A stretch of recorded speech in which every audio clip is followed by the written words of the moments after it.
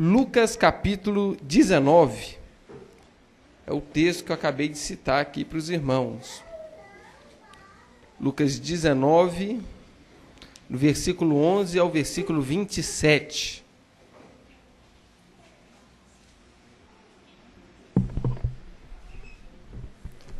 A parábola das 10 minas. Quem encontrou, diga amém.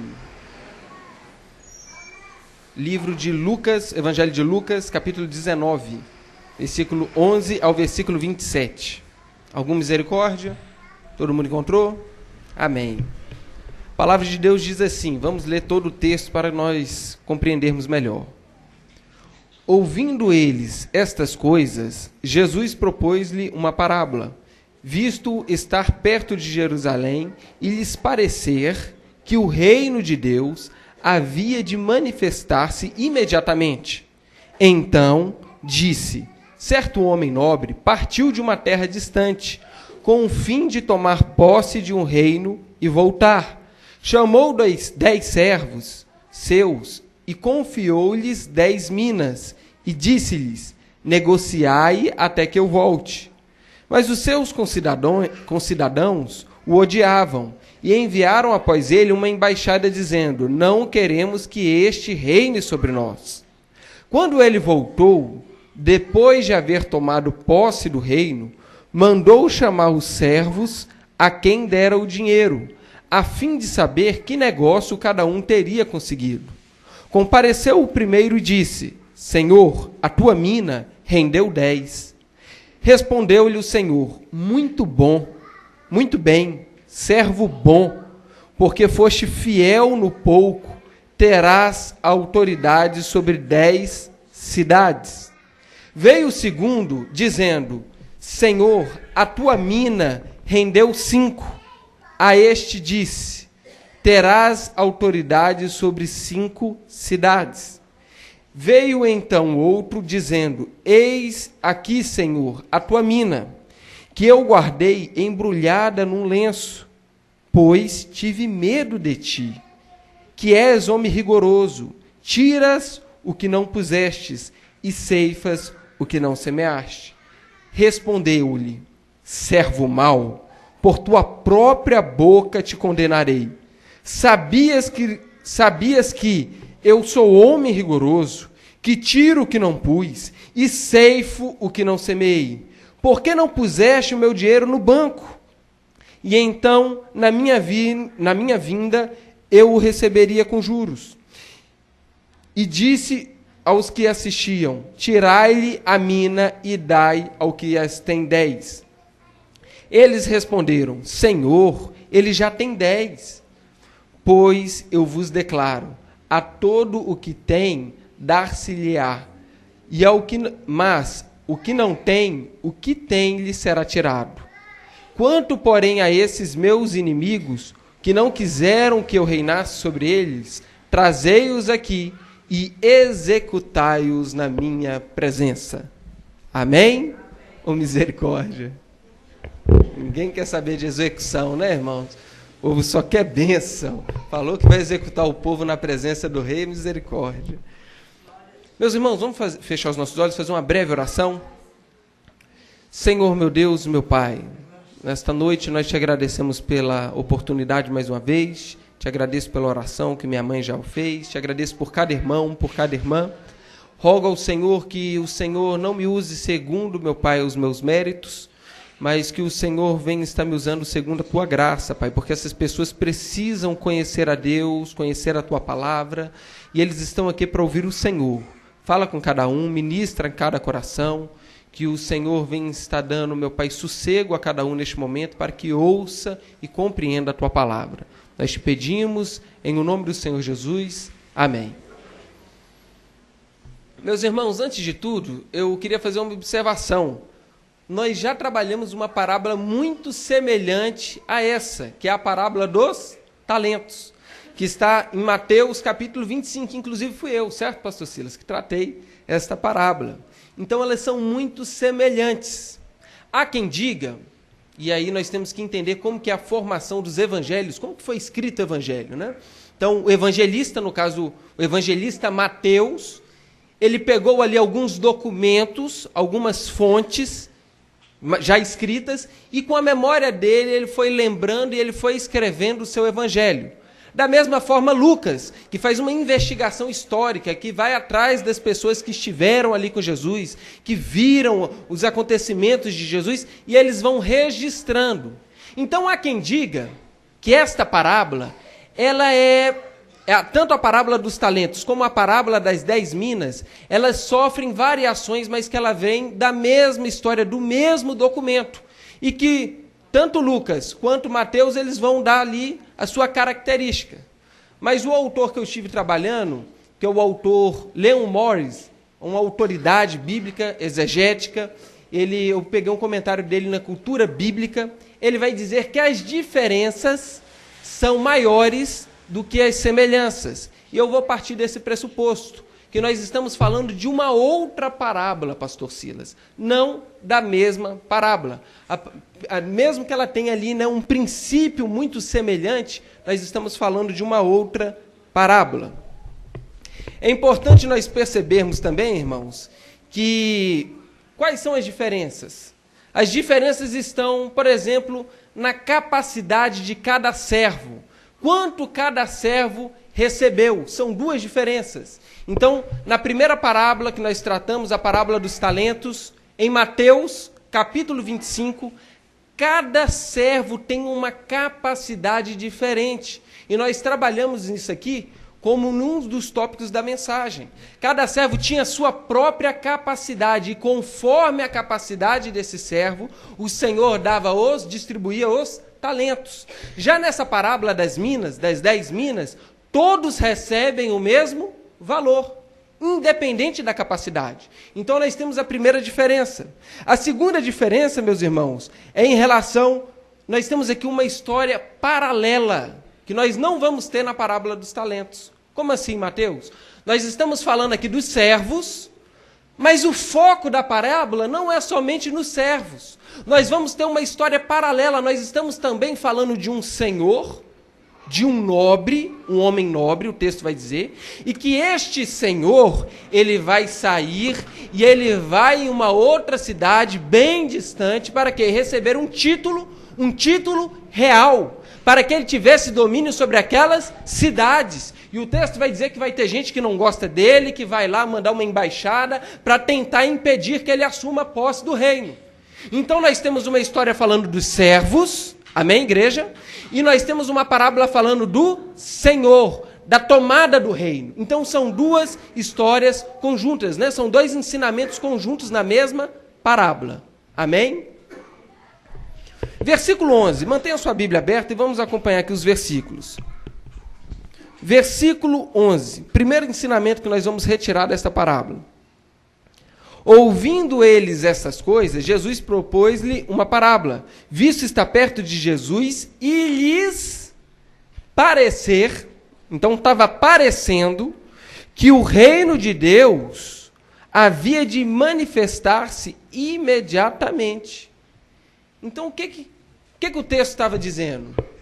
Que a turma que estava com Jesus estava com a impressão, senhor Carmo, de que o reino de Deus ia se manifestar naquele momento.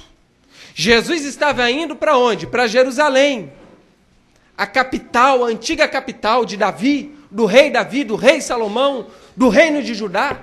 Então Jesus, o provável Messias, aqui as profecias indicavam que era o Messias, todos tinham uma expectativa naquela época sobre o Messias, porque eram muitos anos, eram séculos sendo subjugados por outras nações, já havia passado a Babilônia, já havia passado os medo-persas, já havia passado ali também os gregos, e agora Roma estava subjugando a nação de Israel. Então quando eles veem o Messias, o povo ali, eles estavam assim na expectativa. Jesus, com a sua mensagem, o homem que multiplica pão, um homem que multiplica peixe, que não falta comida, um homem que tem autoridade, o povo se dobra diante dele, este camarada ele vai ser rei. este camarada ele vai instituir um reino físico, terreno. Então eles estavam naquela expectativa. Eles estavam acreditando que Jesus ia instaurar o reino. E o texto vai dizer claramente, lhes parecia que o reino seria instaurado imediatamente. Irmãos, primeira lição que eu aprendo. Não é porque nós estamos na igreja, não é porque nós seguimos Jesus, que nós sempre vamos acertar. Muitas vezes, mesmo seguindo Jesus, muitas vezes, mesmo ouvindo a palavra, ouvindo os santos, né, os profetas, o pastor Silas é um grande de um profeta, gosta da noite da profecia, mesmo ouvindo a palavra, buscando a Deus em oração, nós estamos sujeitos a errar. Essas pessoas que estão com uma impressão errada, elas estão junto a Jesus. Elas estão ouvindo não um sonho, não um domingo de pregação que o pastor Mateus veio trazer, eles estão ouvindo o próprio Mestre. Eles estão ouvindo o Deus encarnado. Jesus é Deus. É o Deus encarnado que está falando diretamente a eles. Não é um espírito, não é o Espírito Santo, não é um arrepio. Não, o próprio Deus está lá. E mesmo Deus estando lá e eles ouvindo dia após dia, eles estão com uma impressão errada. Eles estão com uma ideia equivocada. E a igreja do Senhor, mesmo vindo domingo após domingo, nós podemos nos equivocar. Eles acreditavam num reino de armas, agora vai tudo melhorar, agora a prosperidade de Israel virá, Roma sairá daqui, nós vamos encher as nossas contas bancárias com dinheiro, eu vou ter cartão do Banco do Brasil, do Itaú, da Caixa Econômica, Bradesco, Santander, as coisas vão melhorar, eu vou ter o carro do ano, Giovanni, banco de couro, uma Duster zero. E eles estão cheios de expectativa, as prateleiras da loja vão encher, a prosperidade virá novamente. Eles estão esperando o melhor. A sogra vai começar a puxar a sardinha de novo para o genro, porque ele vai ter dinheiro. Eles estão com as melhores expectativas. Eles estão crendo, mas eles estavam equivocados. Primeiro, irmãos, nós temos aqui já uma grande discussão teológica. Por que, Rafaela, que estava sumida? Por causa do bebê. Por que eles estão equivocados? Primeira discussão teológica. Este reino, ele é de que natureza? Se nós chamarmos aqui batistas tradicionais, eles vão falar que este reino, ele é literal. Batistas renovados, assembleianos, dispensacionalistas, todos vão dizer que é um reino literal. Jesus virá e estabelecerá um reino literal aqui nessa terra. As nações, o Trump, o Barack Obama, o Lula eu já não sei mais, né? Mas todos os presidentes, todas as nações, o Nelson Mandela, todo mundo já foi. Mas se tivesse aqui, todo mundo ia se prostrar a Jesus de forma literal. Há quem diga isso. E quando eu leio esse texto, é a impressão que esses discípulos que estão pensando de forma errada, eles têm. E há quem diga, agora puxando agora para o lado dos amilenistas, os presbiterianos, né, de forma geral são amilenistas, eles vão dizer que este reino não é literal. Então nós temos, é um reino que é espiritual. Então aqui nós já temos uma discussão grande, uma discussão de peso teológico pesada. E eles estão esperando ali o reino, mas não era assim. Eles estavam equivocados. Irmãos, isso é muito sério. Porque quando nós se equivocamos, nós nos decepcionamos.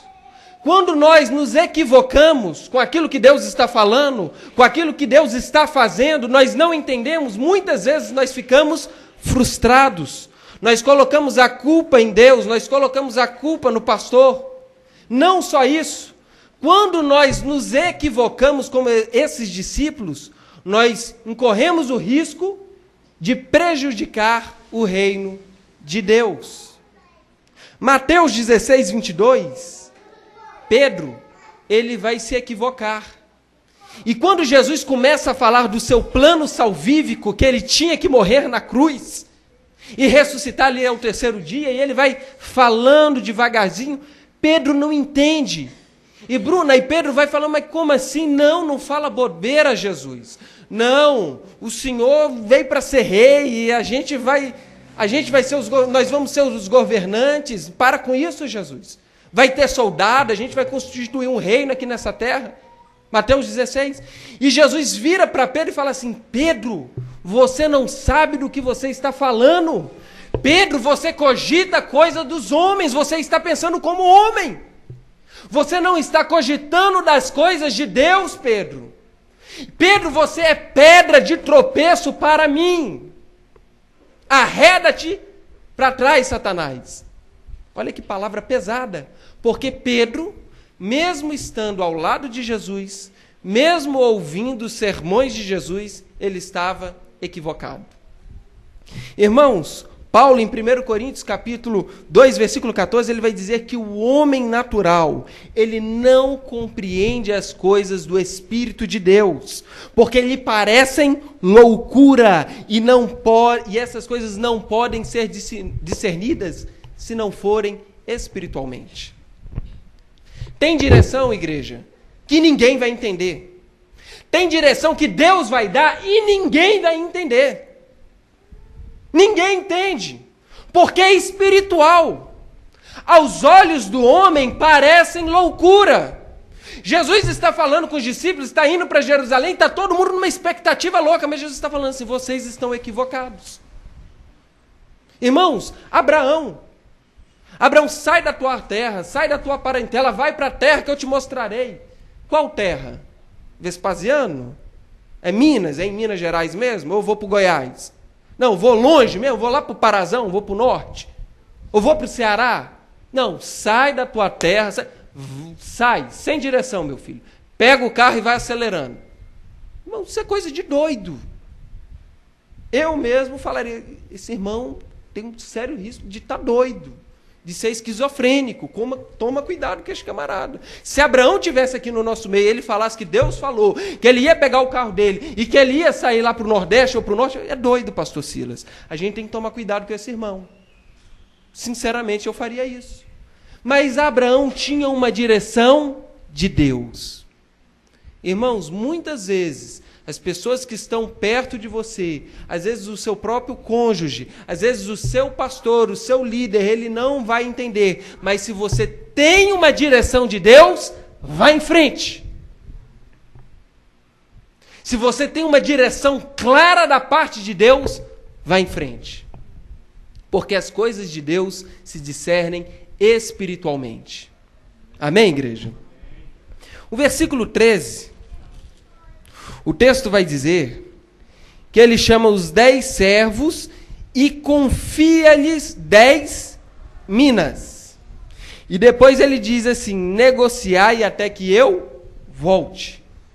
Irmãos, o que era a mina? A mina era uma unidade ali, né? uma moeda grega, romana, e ela tinha um valor de aproximadamente, pastor Silas, 100 dracmas. Uma dracma correspondia a um dia de trabalho. Quando nós falamos da parábola dos talentos, é muito maior do que esse valor, que já é alto. É um valor alto que nós estamos falando. Né? Seria o quê? 1000 dias? Não sou muito bom de matemática. 100 dias? Então nós temos aqui uma quantidade grande de trabalho braçal. E é confiado a esses servos. 100 dias do Mateus, né? Irmãos, segunda lição que eu aprendo: o fato de nós sermos bonificados, abençoados, não nos exime de nossas responsabilidades. Perceba que o texto vai dizer que o patrão ali, o Senhor, ele confia, ele tem confiança nos seus servos. E é pela confiança que ele vai lá e entrega as minas. Então a gente está lá na empresa. Para eu sair, eu tenho que ter o quê? Confiança. A meninada fica lá, pastor Silas, no computador vendendo, eu tenho que ter confiança nos meninos. Porque se eu sair e eu não tiver confiança, eu vou deixar o negócio de qualquer jeito? Não posso. Aquele senhor confiou nos seus meninos, nos seus trabalhadores, nos seus servos. E ele vai lá entregar um valor considerável para cada um deles. Mas não é porque ele confia, não é porque ele tem segurança nos seus servos, que os servos não vão ter responsabilidades. O que a gente aprende? O que a igreja aprende com isso?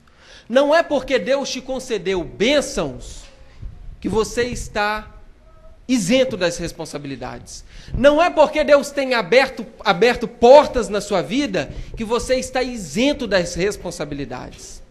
Tem pessoas aqui que Deus concedeu esposa, tem pessoas aqui que Deus concedeu marido, tem pessoas aqui que Deus concedeu já filhos, sogra, aí é muita responsabilidade.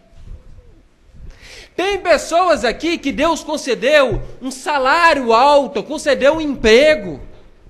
Tem pessoas aqui que Deus concedeu um ministério. Tem pessoas aqui que Deus abençoou das mais diversas formas. Mas não é porque Deus deu que Deus não vai cobrar. Não é porque Deus te concedeu que Ele não vai te pedir o fruto do trabalho, daquilo que Ele tem te dado. Tudo que Deus nos entrega, Ele pede contas. Irmãos, quando nós pedimos bênçãos, é uma coisa muito séria. Às vezes a igreja está pedindo, Deus me dá, e vai a oração danoninho que eu aprendi com o pastor Silas, me dá, me dá, me dá, e vai pedindo danoninho, mas não sabe que está pedindo responsabilidade. Porque a palavra vai dizer que para quem mais é dado, mais é cobrado. O que você tem pedido para Deus? Qual tem sido o motivo das suas orações?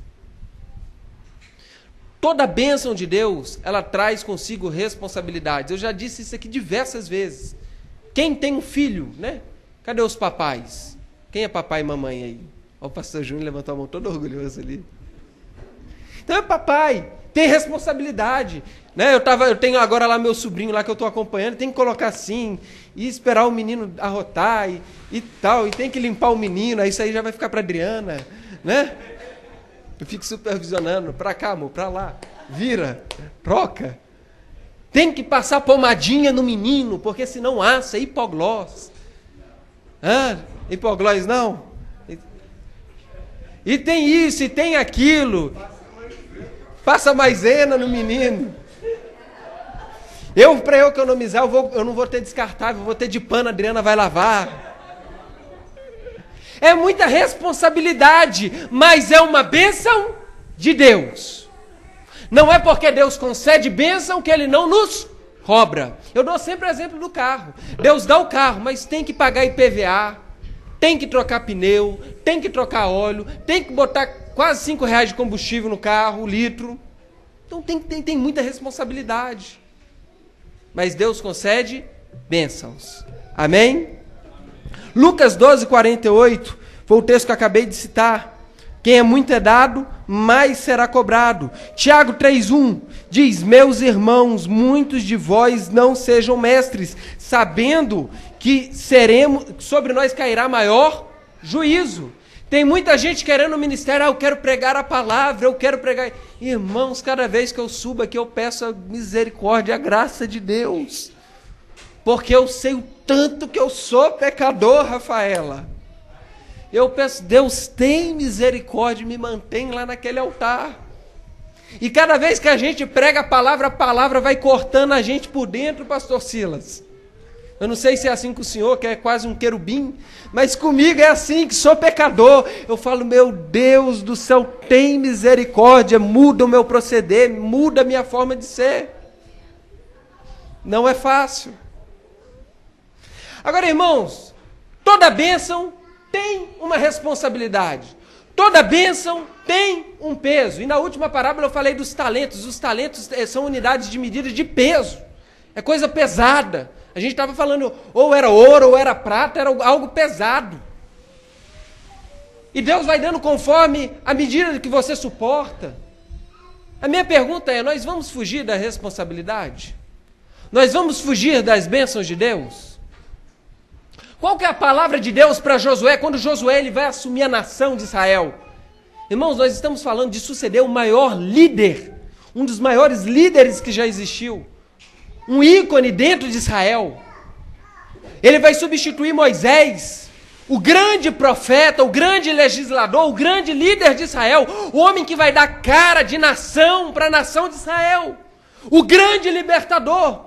Irmão, se eu fosse substituir um homem desse, era caixão e vela preta de ansiedade. Mas Josué, ele tem uma palavra do Senhor. Josué capítulo 1, versículo 7, ser forte e muito corajoso. Deus está falando com Josué, Josué, vai ter que ter força porque o serviço é pesado. Esse povo é povo de dura cerviz. Esse povo de Israel não vale nada. Esse povo de Israel é rebelde. O serviço vai ser pesado, Josué, mas seja forte, meu filho. Não tenha medo. Seja corajoso. A minha pergunta para a igreja é a seguinte: ter medo é bom ou é ruim? Quem acha que bom? Ah não, Mateus, é bom ter medo. Quem acha que é ruim? Quem não quer participar da pregação? Essa piada já está velha, irmãos. Mas, irmãos, ter medo é algo bom. Por que, Mateus, que ter medo é algo bom? Primeiro, o que é medo? É você crer, é você acreditar que algo ruim possa acontecer. Há quem diga que é uma fé negativa, ter medo. Mas por que ter medo é bom? Porque quando você tem medo, você se policia, você vigia. Em uma guerra, se você não tem medo, você anda de qualquer jeito, você rapidinho vira presunto. Rapidinho você toma um tiro. Se você vai numa briga muito confiante, e eu acompanhava ali, quando um tempo atrás eu estava acompanhando o UFC, e aí foi lá como que é o nome do camarada? O Moreno, o Anderson Silva, e brincando, e rindo da cara do outro, e sambando na cara do outro. Ele tomou uma, e rapidinho ele caiu. Foi ou não foi, irmãos? Por quê? Porque eu acho que faltou um pouquinho de medo. Ele teve o quê? Excesso de confiança. Irmãos, vamos falar de um grande homem de Deus aqui. Davi. Davi teve medo? Será que não teve? A gente fala de Golias. Ele enfrentou Golias, ele rachou a cabeça de Golias, ele arrancou a cabeça de Golias. Davi era o cara, né? Mas será que Davi não teve medo realmente? Porque quando Saul quer matar Davi, o que Davi faz? Dá linha. Davi casca fora. Quando ele está na presença do rei ali dos filisteus, o que Davi faz? Finge de doido. Começa, tô doido, e começa a se requebrar todo. Isso é louco, tira isso da minha presença, é a palavra do rei. Por quê? Porque ele teve medo. Fingiu de doido, caiu na terra e começou a babar. Teve medo. Fugiu de Saul, fugiu do rei dos filisteus, fugiu do próprio filho. Imagina, seu Carmo, o senhor fugindo de medo de mim. Hã? Meu pai, que é um homem muito invocado, muito bravo, imagina o senhor com medo de mim. Davi teve medo do seu filho Absalão. Por quê? Porque Davi tinha a cabeça no lugar. Ele sabia dimensionar o perigo. Agora uma pergunta, irmãos, foi porque ele teve medo que ele não teve vitória? Foi porque ele teve medo que ele não voltou e ele venceu cada obstáculo? Não foi porque ele teve medo que ele não deixou de ser rei? Ele foi lá e Saul morreu e ele foi rei. Ele foi lá e depois que ele se tornou rei, ele conquistou ali a Filístia, subjugou os filisteus. Depois ele vai lá e ele tem vitória sobre o filho dele também, que deu um golpe de estado nele. Agora vamos pegar um valente aqui na Bíblia, Sansão. Sansão tinha medo? Não tinha medo de ninguém, irmão. Sansão era o cara. Sansão pegava uma queixada de jumento, saía matando todo mundo. Sansão, ele olhava um portal lá de não sei quantas toneladas, metia um bicudo, jogava nas costas, subia o monte. Sansão era o cara. Não tinha parada difícil para Sansão. O que aconteceu com Sansão? Ficou com os olhos furados, ficou careca, tiraram a cabeleira dele para fora, zombaram de Sansão, virou palhaço na corte dos filisteus. Por quê? Porque era muito valente. Então o medo, ele é necessário. Agora, medo é diferente de pânico, diz o professor Mário Sérgio Cortella. Porque o medo, você vai ficar arisco, mas o pânico, ele te para. O pânico, você fica travado. O pânico, você não se move. E pânico nós não podemos ter. Então, quando nós falamos para Josué ser forte, ser corajoso não é ter ausência de medo. Ser corajoso é não ter pânico, é não ficar parado diante da situação.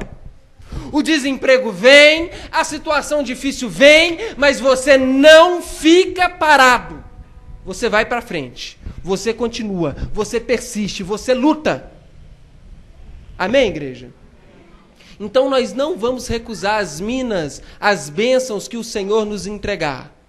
As bênçãos que o Senhor entregar em suas mãos, você vai lutar até o fim com ela. É a teoria da trincheira. Você fica lá na trincheira, tá fogo passando para cima e para baixo. É foguete, é bomba, é R-15, é AK-47, tá pegando, é avião passando, mas você tá lá na trincheira, você tá crendo que o Senhor, na hora certa, Ele vai te responder. Amém, igreja? A igreja está entendendo? Eu estou sendo ilustrativo? Amém. Irmãos, versículo 14. Versículo 14 diz: mas os seus concidadãos o odiavam e enviaram após ele uma embaixada dizendo: não queremos que este reine sobre nós. Então aqui nós vamos ter a história paralela que eu falei. De um lado nós temos os servos, e agora nós temos os concidadãos do reino que este nobre ele virá reinar. E o que eles estão falando? Nós não queremos ele reinando aqui. Igreja, quem gosta aqui do pastor Silas, por favor, levante a mão. Pastor Silas, o pai do senhor não gosta, não.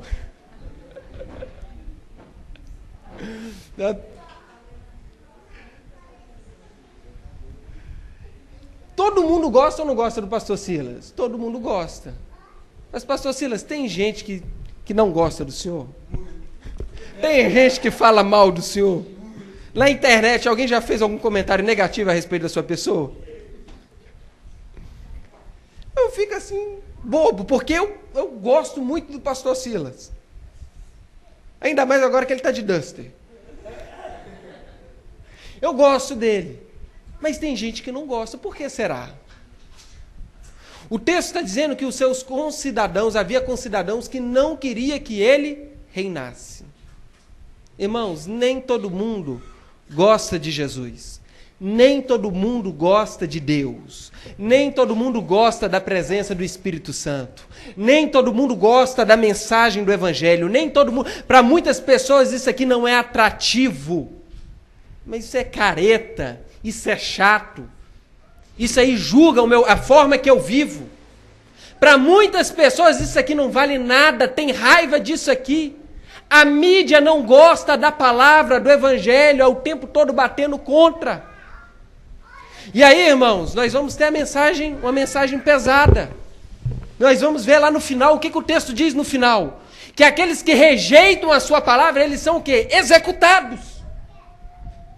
É alegórico, mas é uma parábola, mas há uma mensagem muito forte aqui, porque diante de Jesus e diante da palavra, diante da proclamação do Evangelho, nós temos que tomar uma decisão. E essa decisão ela pode gerar vida ou morte eterna. Nem todo mundo vai aceitar. Tem muita gente que vai dizer assim, eu não concordo com isso. Ah, não, é muito careta ser crente. Eu não estou falando, irmãos, de doutrina humana. Se pode ou se não pode usar calça. Se pode ou se não pode usar boné. Eu não estou falando dessas bobeiras, eu estou falando da mensagem do Evangelho. Tem gente que não é compatível à forma que vive. E nós temos que entender que nem todos aceitarão a palavra, a mensagem que nós amamos, a mensagem que nós pregamos. E é por isso, irmãos, que nós não podemos descartar a mensagem do inferno. A igreja não pode descartar essa mensagem. Irmãos, nós não podemos enfatizar tanto a mensagem. Tudo aquilo que você enfatiza demais se torna o quê? Heresia. Heresia, segundo Melancton, é aquilo que você enfatiza demais. Se você só vive falando do inferno, você está em heresia. Mas se você também só fala do céu, todo mundo vai para o céu, que o céu é para todo mundo, a lacraia vai para o céu, todo mundo vai para o céu, a eguinha pocotó vai para o céu, o traficante no morro, ele cria em Deus, ele vai para o céu. Eu não sei se ele vai para o céu, mas dizer que todo mundo vai para o céu, você cair em heresia.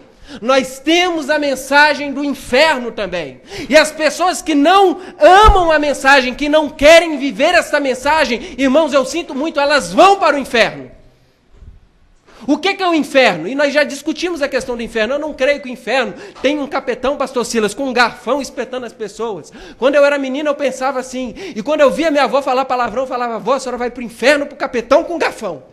Falava, até hoje ela fala isso. Irmãos, eu creio que o inferno é a ausência de Deus. O inferno tem pessoas que já estão no inferno. É gente que vive sem sentido. É gente que não tem prazer de viver porque não tem Deus. É gente que se perdeu o dinheiro, que se perdeu o pai, a mãe ou os filhos, dá um tiro na cabeça porque a vida perdeu o sentido. É gente que já vive no inferno. Irmãos, o céu ele já está disponível na presença do Espírito Santo.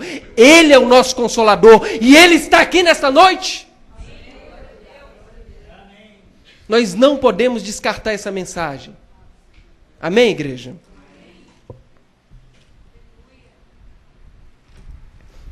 Versículo 16.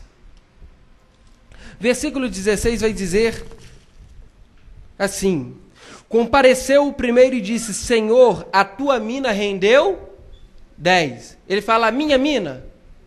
Não, a tua mina. A mina era de quem? Do Senhor. Ele falou: Senhor, eu peguei isso aqui e com a minha inteligência eu fui lá e fiz 20, 10. Não. Ele falou isso. Ele dá o crédito a quem? Ao Senhor. O crédito é ao Senhor. É a tua mina. Porque se eu não tivesse a mina do Senhor, eu não teria nada. Irmãos, dinheiro chama dinheiro. Por isso que todo empresário ele busca o quê? Um bom gerente para ter o quê? Crédito. Para o camarada investir. Joesley Batista, o que eles fizeram? Arrumaram crédito, saíram comprando frigorífico lá nos Estados Unidos. O empresário quer dinheiro, porque dinheiro gera dinheiro. E esse servo, ele tem essa consciência. Ele fala assim: eu tenho 10 minas aqui hoje, por quê? Porque o Senhor, ele me concedeu crédito. Ele me deu uma mina. É por isso que eu tenho crédito. Irmãos, o que nós aprendemos aqui? Nós aprendemos um pouquinho mais sobre a doutrina da graça. Tudo que nós temos vem de Deus. Se você tem um emprego, é porque Deus te deu a oportunidade deste emprego. Se você tem saúde, é porque Deus te concedeu saúde. Se você tem filhos, é porque Deus te concedeu filhos. Se você tem um ministério, é porque Deus te concedeu um ministério. Tudo que nós temos, igreja, vem de Deus. Nada é para a nossa glória, nada é para a nossa honra, nada é para o nosso louvor. Tudo vem de Deus, tudo é graça de Deus. Nós não merecíamos, mas Deus concede. Tem gente que não merecia o prato que come, mas Deus concede. Tem gente que não merecia levantar da cama, mas Deus dá saúde. Tem gente que já tinha que ter morrido há muito tempo. Deus é misericordioso, Deus vai lá e salva o pecador. Tem gente que já tinha que estar debaixo da terra há muito tempo, gente pecadora, gente que não vale nada. Mas Deus é gracioso. Não importa o que você faz, meu irmão, é graça de Deus. E quando Ele escolhe, quando Ele fala assim, eu quero esse, não tem ninguém que fica na frente, Ele salva, Ele convence. Ele santifica. É tudo graça de Deus. E se nós temos dons presentes nas nossas mãos, nós temos que levantar todos os dias e agradecer a Deus, porque é Ele que nos tem concedido.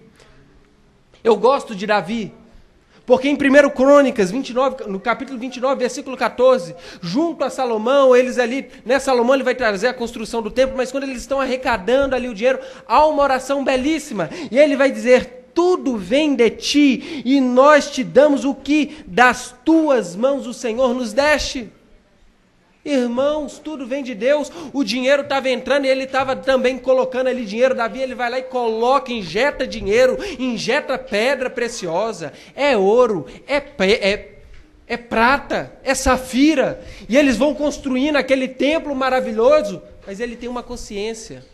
Se eu tenho para abençoar, é porque Deus me deu primeiro. Se eu tenho para investir, é porque Deus me deu primeiro. Irmãos, da mesma forma, Tiago, irmão do nosso Senhor Jesus, ele vai dizer, capítulo 1, versículo 17, toda boa dádiva e todo dom perfeito vem do alto, do Pai das luzes. Tudo vem de Deus. Tudo vem de Deus. Versículo 17, igreja. Versículo 17 diz assim: respondeu-lhe o Senhor, muito bem, servo bom, porque foste fiel no pouco, terás autoridade sobre 10 cidades. Igreja, o que nós temos feito com aquilo que Deus nos tem concedido? O que você tem feito com aquilo que Deus te concedeu? Vou fazer igual o pastor Silas, pergunta para o seu irmão, que já está cansado de ouvir o pastor Mateus, pergunta para ele, o que você tem feito com o que Deus tem te concedido? Ajuda o pregador, em nome de Jesus, pergunta. O pastor Silas aprova a ideia. O que você tem feito? Porque Deus te deu alguma coisa, deu ou não deu? Deus te deu a vida, você está aqui nessa noite, o que você tem feito da sua vida? O que você tem feito do seu casamento, dos seus filhos, do seu emprego? O que nós temos feito com aquilo que Deus nos concedeu? Irmãos, o povo de Israel, Deus concedeu uma promessa e Deus concedeu uma terra para eles conquistarem. E quando o povo ele chega diante da dificuldade, eles começam a olhar para o quê? Para os gigantes. Eles começam a olhar o quê? Para as dificuldades. E eles não entendem que aquilo que Deus tinha concedido era muito maior do que as dificuldades. Como eu disse aqui no início, toda bênção ela traz a sua responsabilidade. Toda bênção ela traz as suas dificuldades. Mas não desista. Cuide daquilo que Deus te deu. Eu sempre cito aqui o primeiro carro que Deus deu para mim e para Adriana. Irmãos, o carro quebrava sempre. Mas foi uma bênção na nossa vida. O carro vivia quebrando. E um dia eu comecei a murmurar do carro, e falar do carro, e o carro quebrou de vez. E aí quando eu fiquei uma semana, quase uma semana sem carro, aí eu falei, não, Deus, dá ele quebrando assim mesmo, que está ótimo. Sem um carro eu não consigo me movimentar para lugar nenhum, ele está quebrando, mas ele está andando ainda. Não para ele não, Jesus. Então cuide bem. Ele quebrava, mas eu ia lá e arrumava ele. Eu colocava rodinha de liga leve nele. Peguei a rodinha, Giovanni, do Monza Tubarão e coloquei no carro. Ele ficou lindo porque tinha um símbolozinho da GM lá. Eu fui lá e coloquei aquelas plaquinhas que hoje eu acho muito brega, mas na época foi bom que o carro não tinha ar-condicionado. E aí o vento ia batendo e entrando dentro do carro e limpava o carro. Giovanni, comprei tapete novo pro carro. Giovanni, remendei o banco furado do carro e passava pretinho. Eu tenho uma mistura mágica lá do pretinho, irmãos, eu passava naquele pneu e ficava namorando aquele pneu, e quanto mais branquinho mais pretinho ia ficando, eu cuidava do carro, até cera eu passava no carro, ele ia desbotando, terminando de desbotar, mas eu cuidava do carro. Por quê? Porque Deus me deu. Nós temos que cuidar daquilo que Deus tem nos dado. Às vezes é velho, às vezes é feio, mas Deus te deu, e se você cuida bem, você é fiel no pouco, Deus vai te dar coisas maiores. Amém? Cuide do pouco que Deus tem te dado. Não reclame daquilo que Deus tem te dado. É feio, é pequeno, está estragado, está ruim. Mas Deus te deu. Cuida que Deus vai te colocar em coisas maiores. Preserva. José, ele foi para o meio da prisão. Primeiro ele vai para uma casa de uma qualquer da vida. Vai para a casa de uma mulher que não vale nada. E a mulher fica passando de mini saia perto de José, e jogando olharzinho para José, passando batom forte para José olhar, e fica lá provocando José, e José está dizendo não, e José está sendo fiel no pouco. José é empregado, chega lá como ninguém, devia lavar o chão, lavar o banheiro. Mas daqui um pouco, José foi fiel no pouco, e ele está governando a casa. Aí daqui um pouquinho ele vai para a prisão, mesmo sendo fiel. E lá dentro da prisão, no meio de bandido, gente perigosa, Comando Vermelho, PCC, só gente perigosa, Deus honra ele. E daqui um pouquinho ele está comandando os presos, ele é o segundo depois do carcereiro. Porque ele fazia o melhor. Aquilo que Deus entregava, ele fazia o melhor. Faça o melhor, meu irmão, com aquilo que Deus te entregar. O versículo 21 vai dizer de um servo que não multiplicou as minas. E no versículo 21 ele vai dizer o motivo. pois tive medo. Olha o medo aí, irmãos. Tive medo. Irmãos, eu tive uma situação lá no Maranhão. Estava na casa do meu pastor lá no Maranhão, e lá era uma casona bem grandona, era quase um sítio.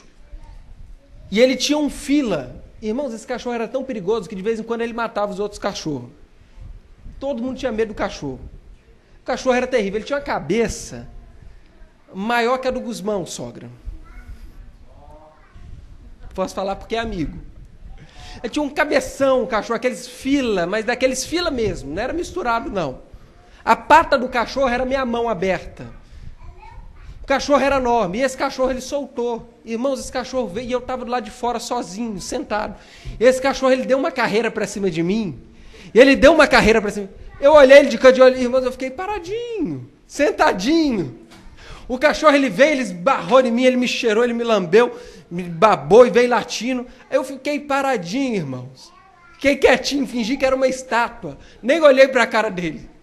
Aí ele foi para lá, ele foi para cá, e daqui, pastor jovem, vem me ajudar, pastor jovem. Aí ele vinha de novo, eu parava. Pastor jovem. O cachorro era bravo, já tinha pegado o senhor lá que limpava lá o sítio. Aí daqui um pouquinho ele veio. Eu tive medo, um pouquinho, que eu sou muito valente. Eu não vou mentir para os irmãos, eu tive um pouco de medo. Adriano não lavava, não tem testemunhas. Então ninguém sabe se eu fiz isso, pastor Silas. Mas a questão, irmãos, que o medo ele não me paralisou. Eu não tive o pânico. Este servo, ele teve medo. O medo travou ele. O medo, ele não teve medo, ele teve pânico. Ele ficou com pânico. O medo gerou pânico nele, ele ficou travado. E nós não podemos ter medo daquilo que Deus tem nos entregado. 1 João, capítulo 4, versículo 14, diz: no amor não há medo ou receio. O perfeito, verdadeiro amor, ele lança fora todo medo, pois o medo supõe a pena. Este homem, ele focou na doutrina do inferno, que eu acabei de citar. Ele focou que Deus castiga, que Deus é mau, que Deus e o Senhor vai castigar. Mas ele esqueceu que o Senhor, ele também recompensa o servo fiel. Ele esqueceu que o Senhor, ele é um Senhor que ele é galardoador.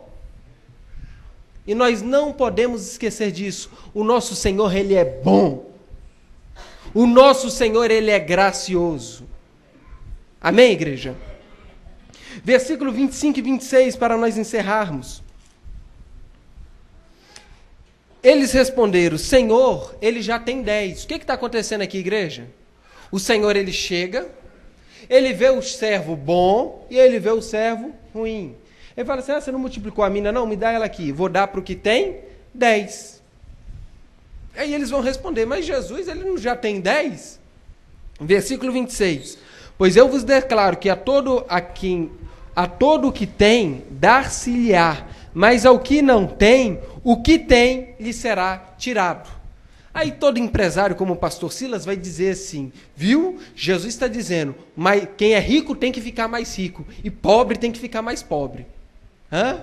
É isso que Jesus está dizendo, igreja? O que Jesus está dizendo? Jesus está dizendo que a oportunidade ela não pode ser desperdiçada.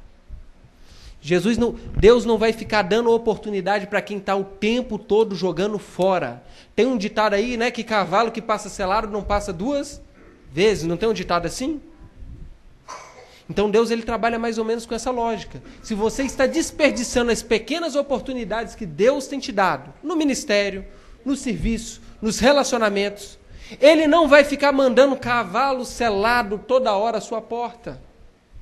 Você tem que aproveitar as oportunidades, e quem aproveita as oportunidades, novas portas se abrem. Quem aproveita as oportunidades, Deus envia o novo. Porque Deus sempre tem mais. Deus sempre, irmãos, agora eu não estou falando de dinheiro, eu estou falando agora da presença de Deus. Porque a mensagem aqui nós temos que levar para o reino espiritual de Deus. Deus sempre tem mais para quem tem sede.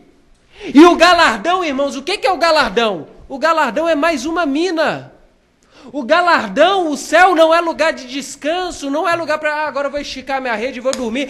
Não, o céu é um lugar de atividade intensa, é um lugar onde você está na presença de Deus. Irmãos, preguiça todo mundo tem, mas tem dia que dá uma preguiça. É ou não é? Só eu que sinto de vez em quando. Hoje, Adriana, esse final de semana, acho que foi esse final de semana, falou, amor, me ajuda que amor, hoje eu não estou com vontade. Deixa eu ficar quietinho aqui. Falei ou não falei, Adriana? Eu vou confessar o pecado. Porque eu lavo todo dia, eu ajudo todo dia. Ela tem um santo marido. Um santo. Aí eu falei, amor, hoje eu vou ficar quietinho. Lava aí pra mim. Aí daqui a pouco eu fiquei com dó, fui lá ajudar ela. Mas tem dia que você não quer. Mas, irmãos, tem gente que tem preguiça o tempo todo. Tem gente que... Não, vamos fazer. O patrão pede para fazer algo e tal, sempre aquele corpo mole. Não, na presença de Deus você tem que partir para cima, meu querido. Se tem 10, pega mais uma, continua multiplicando. E agora para a presença de Deus, se eu tenho de Deus, eu quero mais de Deus, mais de Deus. Nós não podemos parar a presença. Irmãos, o nosso Deus é um Deus ativo. Até no descanso dele, ele está trabalhando. Ele criou uma terra criativa, uma criação, até agora em efeitos macroscópicos, nas regiões celestes está crescendo, o universo está crescendo, está se expandindo, quando você olha para o microscópico está crescendo, está em atividade, não para, o nosso Senhor não dorme. Deus quer uma igreja ativa, um povo ativo, seja no ministério, seja no serviço, esteja ativo, dê o melhor, seja o melhor. Amém, igreja? Vamos colocar de pé? Todo mundo vai chegar amanhã. Patrão, eu queria que meus funcionários estivessem aqui. Patrão, eu quero trabalhar mais. Eu vou produzir mais. Eu quero portas abertas. Eu quero ser promovido. Eu quero mais responsabilidade, Giovanni. Vai chegar em casa para Duda. Duda, me dá mais louça para lavar, Duda. Eu quero encerar, eu quero passar um pano. A igreja tem que estar ativa. A gente não pode fugir das minas, das responsabilidades. Deus tem muito mais para a gente. Deus quer abençoar essa igreja em todos os sentidos. Basta você, meu irmão, aproveitar as bênçãos de Deus. A chuva, ela vem sobre o justo, ela vem sobre o injusto, o sol vem sobre os maus, sobre os bons. A oportunidade está para todo mundo. E Deus, ele vai te abençoar. A igreja crê nisso? Então feche seus olhos. Senhor, meu Deus e meu Pai. Meu Deus, nós te agradecemos porque o Senhor é um Deus gracioso. O Senhor, meu Pai, é quem concede bênçãos. O Senhor, meu Pai, é quem abre portas. E nós te agradecemos por isso. Nós te agradecemos, meu Pai, porque o Senhor nos concede oportunidades no teu reino. Rogamos a ti, meu Pai, nesta noite, que a igreja venha ser uma igreja ativa. Uma igreja ativa, meu Pai, no testemunho. Uma igreja ativa, meu Pai, no trabalho. Uma igreja ativa, meu Pai, no ministério. Meu Deus, que cada irmão tenha fome e sede de fazer mais. Tira, meu Pai, toda inércia, meu Pai, toda preguiça, seja física, seja espiritual, mental, mas dá inteligência para a tua igreja, dá força de vontade, dá fome e sede de Deus. Meu Deus, que a igreja cresça, o ministério prospere, que o nome do Senhor seja glorificado no nosso meio e no nosso testemunho. Nós te pedimos e nós te agradecemos e a igreja diz, amém. As palmas louvem Jesus.